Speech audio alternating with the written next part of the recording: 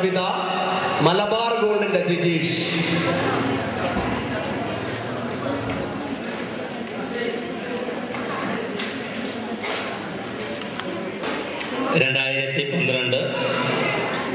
ഈ പുതുവത്സര ദിനത്തിൽ മലബാർ ഗോൾഡിൻ്റെയും അതിലെല്ലാം ഉപരി നമ്മുടെ വ്യക്തിപരമായ പേരിലും അതോടൊപ്പം തന്നെ മലബാർ ഗോൾഡിൻ്റെ പേരിലും എൻ്റെ വ്യക്തിപരമായ പേരിലും എന്നെക്കൊണ്ടാവുന്ന എല്ലാ തരത്തിലുള്ള സഹായങ്ങളും അതോടൊപ്പം തന്നെ തണൽ എന്ന് പറയുന്ന ഈ മലയാളി കലാ സാംസ്കാരിക പ്രശ്നങ്ങളിൽ നിരന്തരം ഇടപെട്ടുകൊണ്ടിരിക്കുന്ന ഒരു സംഘടനയാണ്.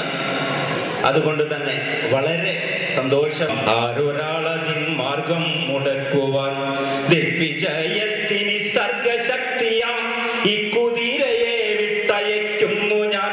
വിശ്വസംസ്കാര വേദിയിൽ പുത്തനാം അശ്വമേധം നടത്തുകയാണു ഞാൻ. നിങ്ങൾ കണ്ടോ ശിരസ്സുയർത്തിപ്പായും എൻ കുതിരയെ, ചെമ്പൻ കുതിരയെ. എന്തൊരുന്മേഷമാണതിൻ കൺകളിൽ, എന്തൊരുത്സാഹമാണതിൻ കാൽകളിൽ. കോടി കോടി പുരുഷാന്തരങ്ങളിൽ കൂടി നേടിയതാണതിൻ സിദ്ധികൾ. വെട്ടി വെട്ടി പ്രകൃതിയെ മല്ലിട്ട് വെട്ടി നേടിയതാണതിൻ സിദ്ധികൾ. മന്ത്രമായൂര പിഞ്ചികാചാലന തന്ത്രമല്ലതിൻ സംസ്കാര മണ്ഡലം. കോടി കോടി ശതയത്രാശവകുടീരങ്ങളിൽ നൃത്തമാടിയതാണ് കുളമ്പുകൾ. ധൃതരാഷ്ട്ര പ്രതാപങ്ങൾ തൻ കോട്ട പത്തണങ്ങളെ പിന്നിടും യാത്രയിൽ. എത്ര കൊറ്റക്കുടകൾ യുഗങ്ങളിൽ കൊത്തി നിർത്തിയ മുത്തണി കൂണുകൾ. ആ കുളമ്പടി ഏറ്റു വീണുപോയി അത്രയേറെ ഭരണകൂടങ്ങളും. എത്ര കൊറ്റക്കുടകൾ യുഗങ്ങളിൽ കൊത്തി നിർത്തിയതാണ് ആ കുളമ്പകൾ. ആ കുളമ്പടി ഏറ്റു വീണുപോയി അത്രയേറെ ഭരണകൂടങ്ങളും. കുഞ്ചിരോമങ്ങൾ തുള്ളിച്ച് തുള്ളിച്ച് സഞ്ചരിച്ചൊരു ചെമ്പൻ കുതിരയെ പണ്ടു ദൈവം കടിഞ്ഞാണുമായി വന്നു കൊണ്ടുപോയി സവാരിക്കിറങ്ങുവാൻ. പിന്നെ രാജകീയോന്മത്ത സേനകൾ വന്നു നിന്നു പടപാളയങ്ങളിൽ. ആഗമാ തത്വവേദികൾ വന്നുപോയി യോഗദണ്ഡിനെ തളയ്ക്കുവാൻ. ആഗമാ തത്വവേദികൾ വന്നുപോയി യോഗദണ്ഡിൽ ഇതിനെ തളയ്ക്കുവാൻ. എന്റെ പൂർവികർ അശ്വഹൃദയജ്ഞർ, എന്റെ പൂർവികർ വിശ്വാവിജയികൾ. അങ്കമാടി കുതിരയെ വീണ്ടെടു തന്നണഞ്ഞു യുഗങ്ങൾ തന്നായകർ. എന്റെ പൂർവികർ അശ്വഹൃദയജ്ഞർ, എന്റെ പൂർവികർ വിശ്വാവിജയികൾ.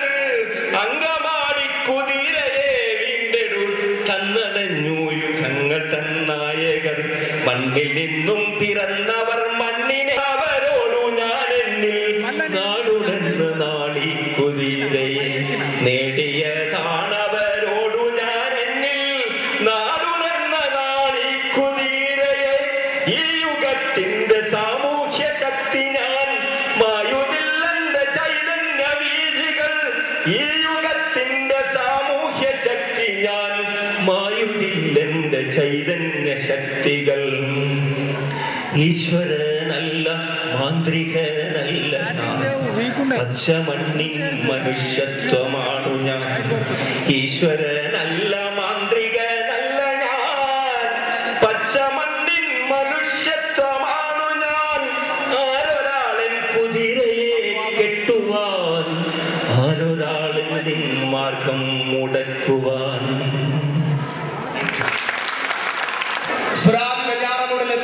ഹാസ്യ പരിഭാഷത്തിന്റെ ഇരട്ട നഗരങ്ങളുടെ ഭാവന തണൽ ഭാരവാഹികൾ നിങ്ങൾക്ക് ഒരുക്കുന്ന പ്രത്യേക നവവത്സര ക്രിസ്തുമസ് വിരുന്ന്.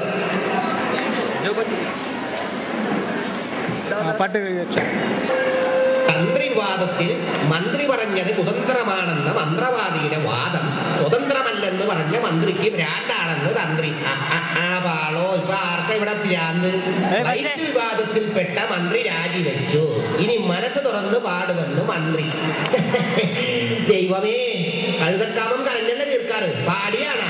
ഓ വാളോ എടിമറിയാമേ എടിമറിയാമേ എന്റെ കർത്താവേ, രാവിലെ ഉള്ള കട്ടൻ ചായ വെച്ചിട്ട് ഇതുവരെ തന്നിട്ടില്ലല്ലോ ഇവള്. ഇവിടെ ഇവിടെ പോയി കിടക്കാണ് ഇവള്. എടി മതയാമേ.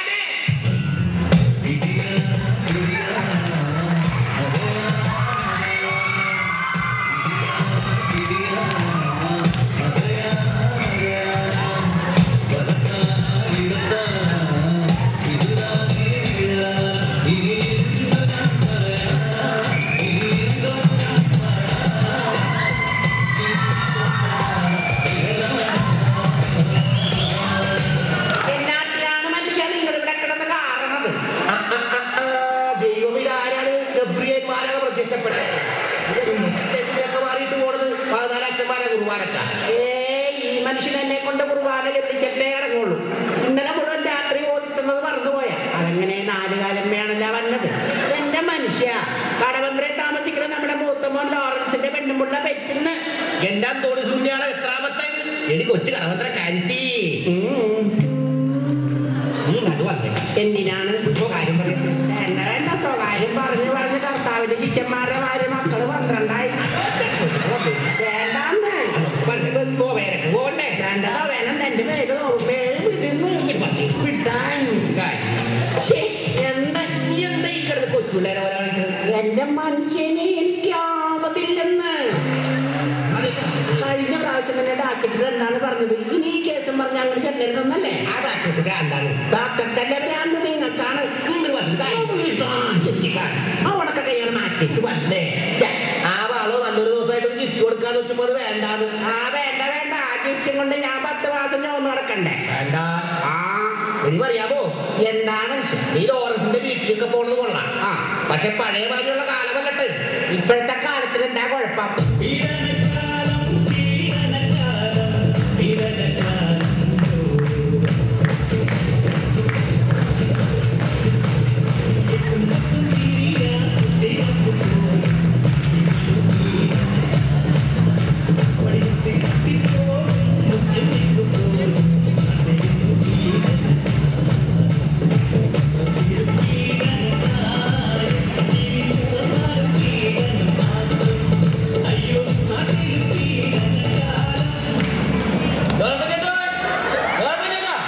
പറയാമോ ഏത് കുട്ടി തവാങ്ങനെ പഠിക്കരുത് മാറണത്? അതാക്കറിയ അച്ഛന്റെ മോനല്ലേ എലുമ്പൻ.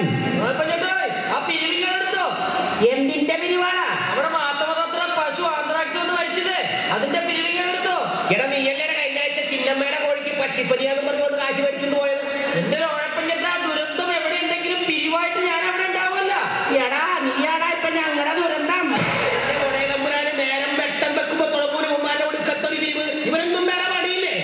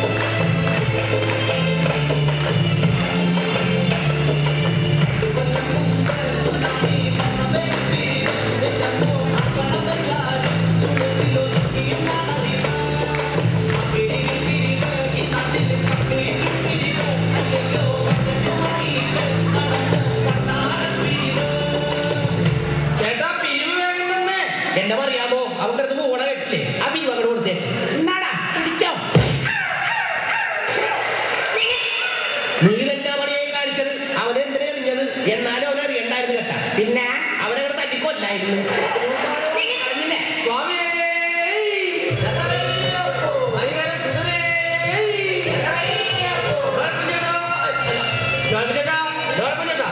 എടി പറയാമോ ഇതേതാണ് മാസം? എനിക്കതിന് വിശേഷമൊന്നുമില്ല മനുഷ്യനെ.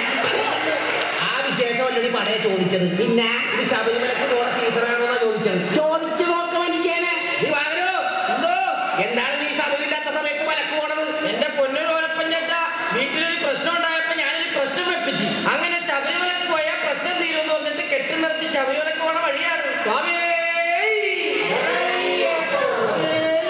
ഈ അവരവിടെ ചെന്ന് വല്ല പ്രശ്നം ഉണ്ടാക്കും. നടക്കുവോ? അല്ല മനുഷ്യനെ, ശബരിമലയിൽ ഏതാണ്ട് പ്രശ്നമാണെന്നൊക്കെ ടിവിയിലും വാർത്തയിലൊക്കെ കേൾക്കണുണ്ടല്ല. ശരിക്കും അവിടെ എന്താണ് പ്രശ്നം?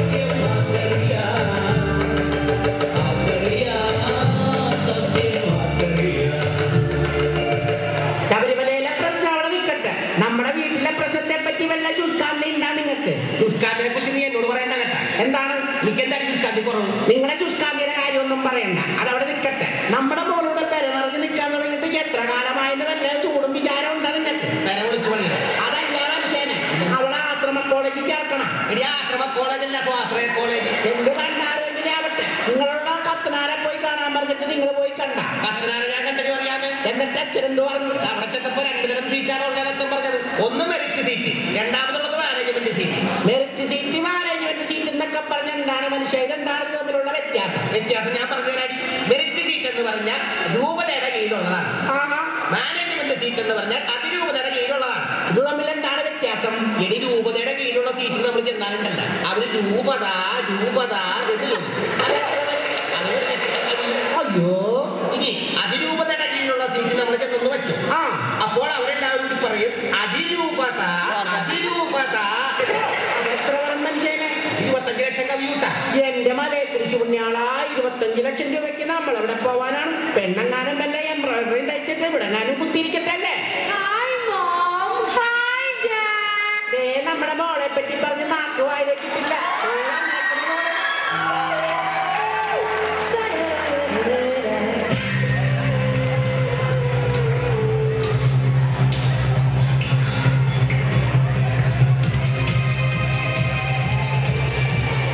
അറിയാമോ? വായും പൊളിച്ച് നോക്കിക്കാണ്ട് കൊച്ചുകളും തിന്നാൻ കൊടുക്ക്. പഠിച്ച് കഷ്ടപ്പെട്ടു വന്ന വരവാണ്. Oh mom, excuse me. Hello. Oh my god. Yeah, I'm fine, okay. Oh ഇല്ല, ഞാൻ എന്റെ ബെഗേഴ്സ് ആയിട്ട് സംസാരിച്ചോണ്ടിരിക്കുകയാണ്. Yeah, I'll call you later. Bye da. എന്റെ വേളാങ്കണ്ണി മാതാവേ, ബർഗർ മേടിക്കാനായിട്ട് ഇനി എവിടെ പോകേണ്ടി വരും? Oh mom, excuse me one more time. Hello. Oh no, sound. Actually, you know, ഞാനൊരു മാർക്കറ്റിൽ നിൽക്കുകയാണ്. പിന്നെ വിളിക്കാവേ. Okay, sorry. Yeah, bye. ഏത് ചന്തയുടെ മൊബൈൽ ഫോണിൽ ഇപ്പൊ വിളിച്ചത്? Oh mom, he's my friend. Be decent, okay? ഈ എത്ര ഡീസന്റ് ആയാലും കനാല് പറയാൻ മേഡം മോളല്ലാണ്ടാവോ? മകളെ, അപ്പനൊരു കാര്യം പറയാനുണ്ട്. What, Dad? നീ വിഷമിക്കരുത് കേട്ടാ. നിന്നെ പഠിപ്പിക്കാൻ ഒരു നിവൃത്തിയില്ല.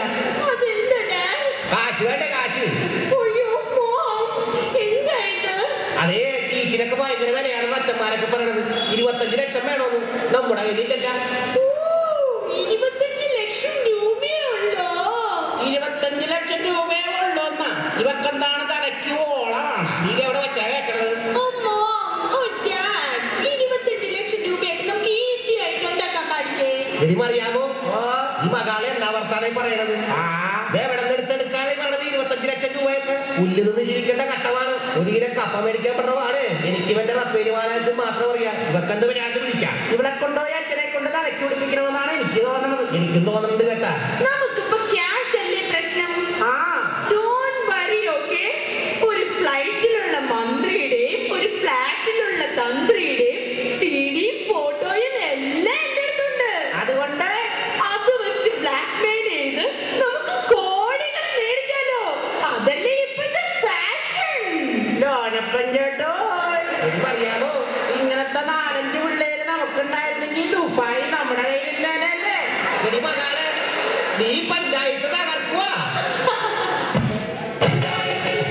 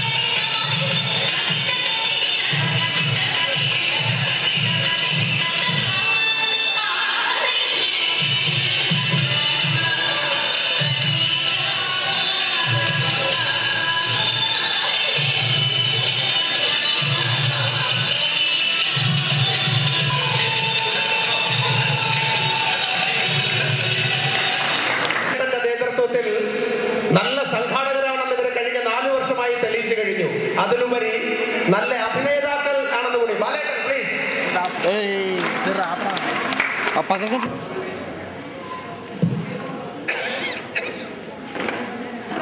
ഇവിടെ എത്തിച്ചേർന്ന കലാ ആസ്വാദകർക്ക് തണലിന്റെ പേരിൽ പരിപൂർണ നന്ദി രേഖപ്പെടുത്തുന്നു. ഇത്രയും നേരം ഈ തണുപ്പ് കാലാവസ്ഥയിൽ നമ്മളെ ക്ഷമിച്ച, നമ്മുടെ കുട്ടികളുടെ പ്രോഗ്രാമുകൾ കൈയടിച്ച് പ്രോത്സാഹിപ്പിച്ച നമ്മുടെ തണൽ മെമ്പർമാർക്കും കലാസ്നേഹികൾക്കും തണലിന്റെ പേരിൽ ഹൃദയംഗമായ നന്ദി ഞാൻ രേഖപ്പെടുത്തുന്നു. ഇതുപോലെ നമ്മുടെ കുട്ടികളുടെ പ്രോഗ്രാം നമ്മുടെ ഈ സെക്കന്ദരാബാദിൽ അവതരിപ്പിക്കുക, അവർക്കുള്ളൊരു നല്ലൊരു ചാൻസ് നമ്മൾ ഈ വേദിയിൽ അരങ്ങൊരുക്കുക, അതാണ് നമ്മുടെ സാമൂഹിക സാംസ്കാരിക പ്രവർത്തനങ്ങളിൽ മെച്ചപ്പെട്ട ഒരു ഐറ്റം. ഈ ഇത്രയും വലിയ 1500-2000 പേര് ഇരിക്കേണ്ട വേദിയിൽ 300 പേരാണ് നമ്മൾക്ക് സംഘടിപ്പിക്കാൻ പറ്റിയത്. കാരണം ആർക്കും ഇത്തരം പ്രോഗ്രാമുകളിൽ താല്പര്യമില്ല. ഒരു കലാവും മണിയോ ഒരു സിറാജ് ബഞ്ഞാർ മൂടോ ഇവിടെ വരുവാണെങ്കിൽ ഈ വേദി ഫുള്ളായിരിക്കും. കാരണം കഴിഞ്ഞ ഓണാഘോഷ പ്രോഗ്രാമിൽ നമ്മൾക്കത് വ്യക്തമായിരുന്നു. കാരണം മണിയുടെ പ്രോഗ്രാമിന് ടിക്കറ്റ് കൊടുക്കാൻ നമ്മൾക്ക് പറ്റിയായിരുന്നില്ല. പേര് കലാവും മണി. അദ്ദേഹം ഈ സ്റ്റേജിൽ ചിലങ്ക കെട്ടി എന്തെങ്കിലും ചെയ്യാൻ പറ്റത്തുള്ളൂ. അതുവേണ്ടി എല്ലാവരും ഇനിയും സഹകരിക്കുക. നമ്മുടെ ഈ പ്രോഗ്രാമിന് വേണ്ടി സഹകരിച്ച എല്ലാ നമ്മുടെ